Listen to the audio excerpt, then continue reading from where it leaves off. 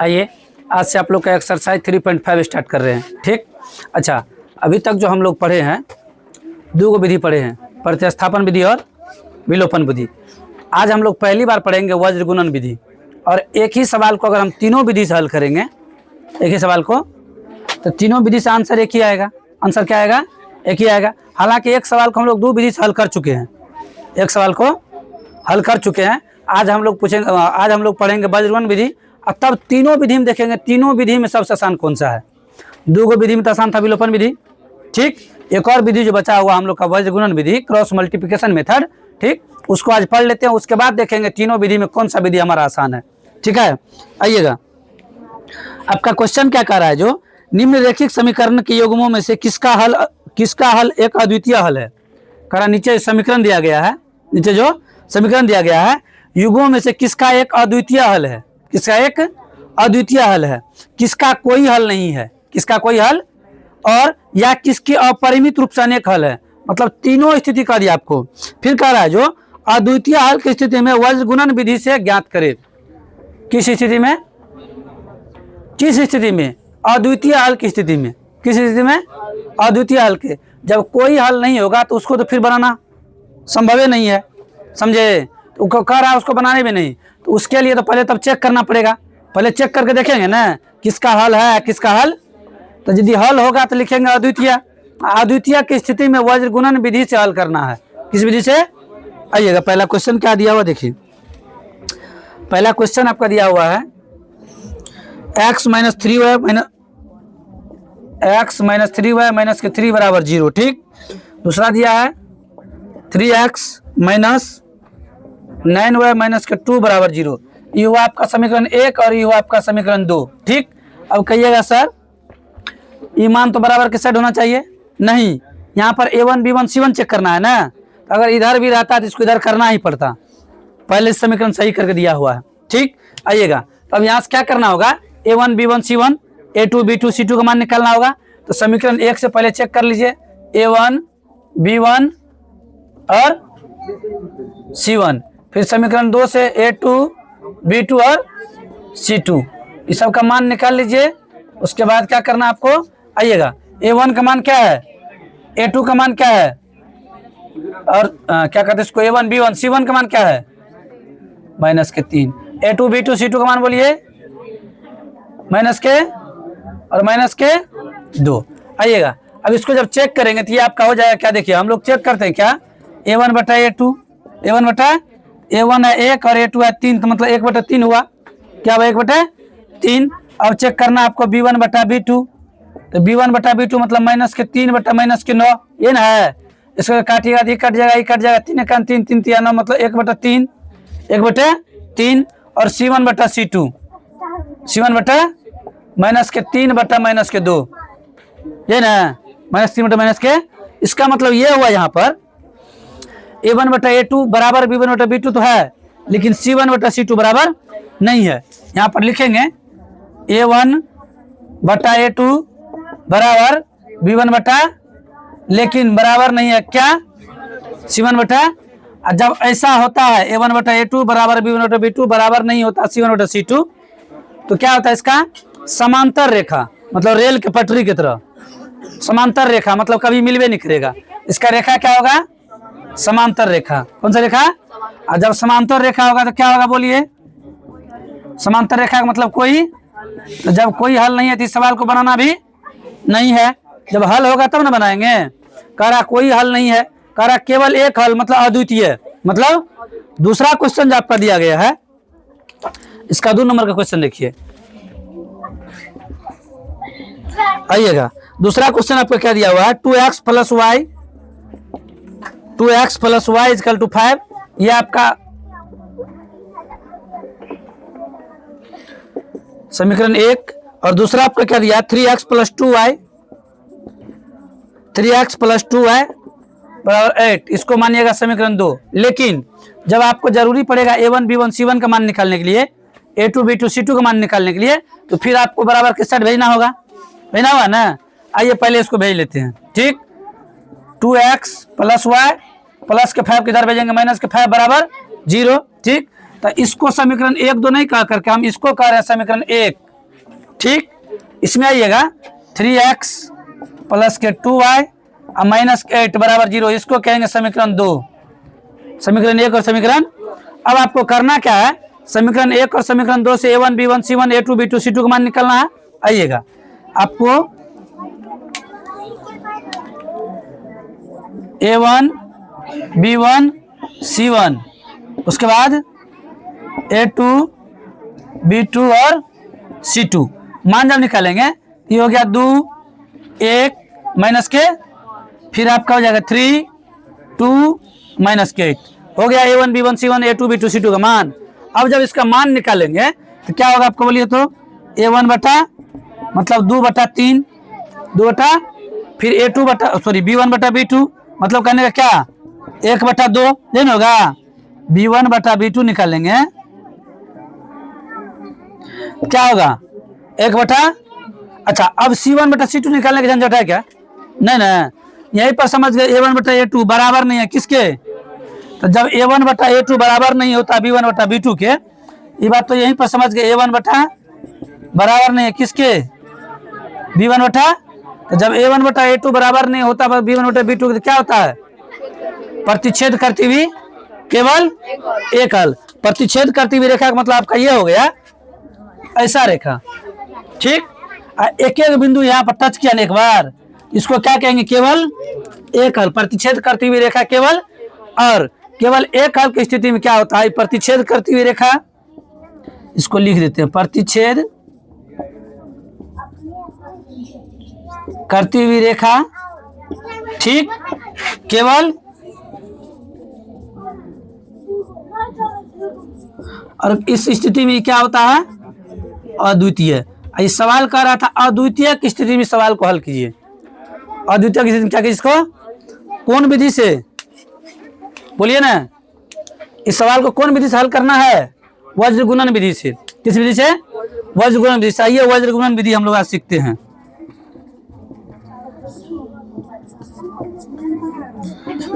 वज्र गुणन विधि को अंग्रेजी में क्या कहते हैं, क्रॉस मल्टीप्लिकेशन मेथड, क्या कहते हैं।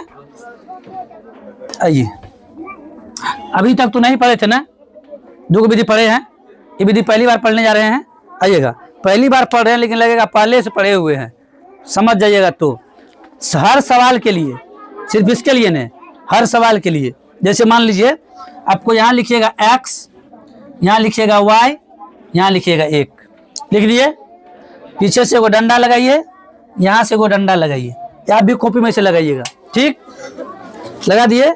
इसके नीचे देखिए हम यहाँ लिख रहे हैं x बराबर y बराबर, यहाँ लिखे 1, लिख दिए, बराबर दे दिए। आइएगा, ये x जो लिखे हैं है लिखा हुआ, वो दोनों समीकरण में से x वाला मान x के सामने लिख दीजिए। ये दोनों समीकरण जो हम लिखे हैं, x वाला मान x के सामने क्या होगा बोलिए तो, 2 3 होगा। y वाला मान y के सामने लिख दीजिए, क्या होगा 1 2 होगा। और ये जो है आपका एक कांस्टेंट मान जो है उसके सामने लिखिए, क्या होगा -5 और माइनस के। अच्छा, ये मान कहाँ से लिखे समझ गए, कैसे समझिए बताइए तो।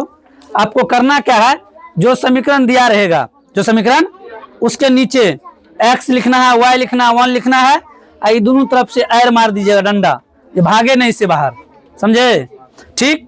उसके नीचे x बराबर y बराबर 1, ठीक। अब देखिएगा x वाला वैल्यू x के सामने, y वाला वैल्यू y के सामने, और ये 1 जो हम लिखे हैं इसका कांस्टेंट मान इसके सामने, डॉट क्लियर।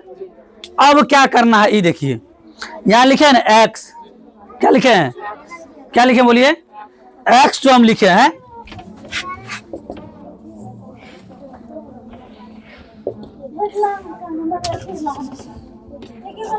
बटा कर दिए। अब इसलिए कि अभी तुरंत समझ में आ जाएगा, ध्यान दीजिए। ये x है ना, x वाला जब काम करेंगे x को बंद कर देंगे, अभी हमारा कुछ नहीं है, ठीक। x को बंद कर दिए, ध्यान से फिर समझिएगा। काम x के लिए कर रहे हैं, किसके लिए, x के लिए हम कर रहे हैं, काम x के लिए कर रहे हैं, x को हम भूल गए। अभी आपके सामने अब क्या बचा है बोलिए, y और 1, ये और ये बचा है ना, इसको करेंगे क्या, सो देखिए, इसको करेंगे क्रॉस मल्टीप्लिकेशन। क्या करेंगे इसका, कैसे, सो देखिए, इसका गुना इसके साथ करेंगे, क्या होगा बोलिए, a का गुना 8, माइनस का चिन्ह है वो याद रखिएगा, माइनस के, अच्छा यहाँ हम माइनस के 8 लिख दिए, किसी को प्रॉब्लम हो, ये कैसे किए बोलिए, x का काम कर रहे हैं तो x को बंद कर देंगे, x को क्या करेंगे, ये हमारा कुछ नहीं है, ठीक। अब जब कुछ नहीं है तो y और 1 बचा, y और 1 बचा रे, तो y में क्या करेंगे, इसका गुना इसके साथ, क्लियर, मतलब 1 का गुना 8 के साथ, 8 का माइनस का चिन्ह पीछे लगा दिए। चलिए इसको कोष्ठ में बंद कर देते हैं, यहाँ जो है यहाँ सबके लिए ये बीच में होता है माइनस का चिन्ह, याद रखिएगा, ठीक है। अब क्या करेंगे, फिर इसका गुना इसके साथ होगा, कोना कोनी गुना कर रहे हैं, क्या कर रहे हैं, समझते हैं ना, क्रॉस मल्टीप्लिकेशन। तो इसका गुना जब करेंगे, 2 का गुना करेंगे 5 से, 2 पंचे, लेकिन चिन्ह कौन सी का है, तो यहाँ ई माइनस से ई माइनस का कोई मतलब नहीं है, ई बीच में माइनस लगता है, ई माइनस को लगेगा फिर से यहाँ माइनस डालना पड़ेगा।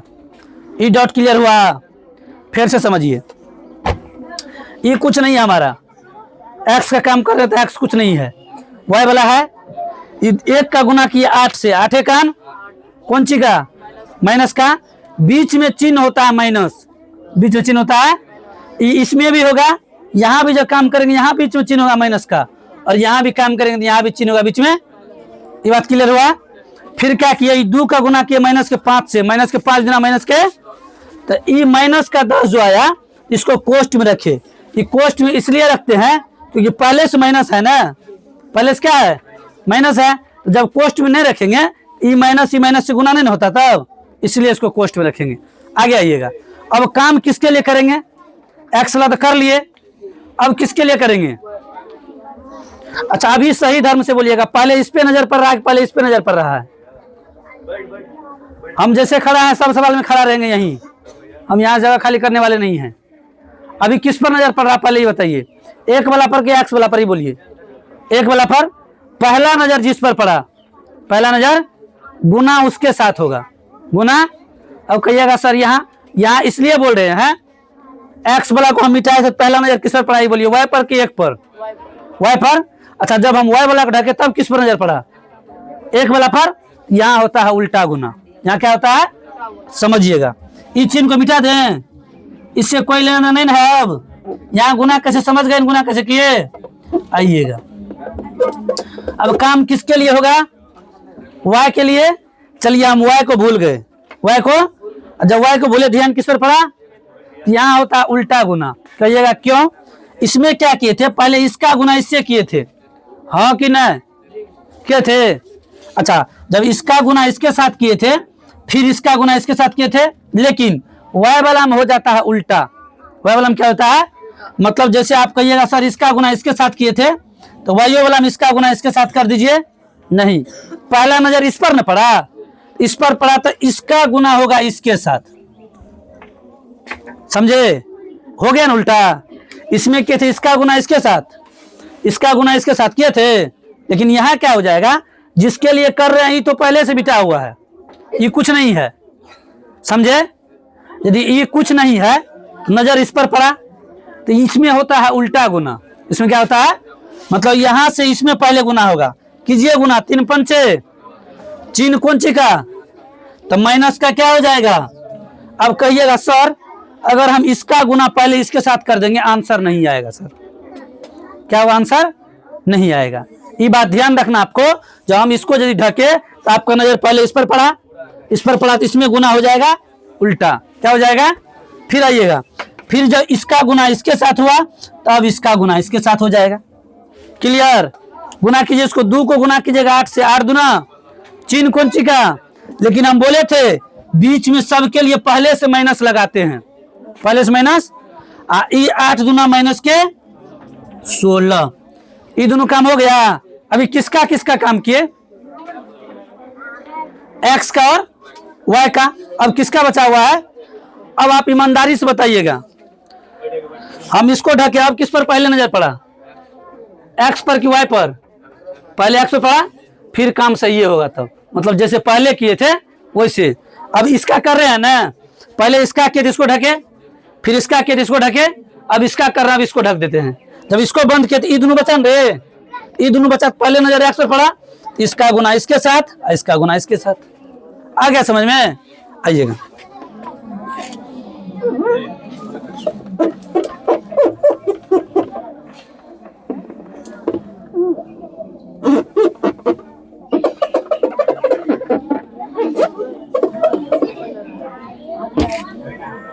आइएगा।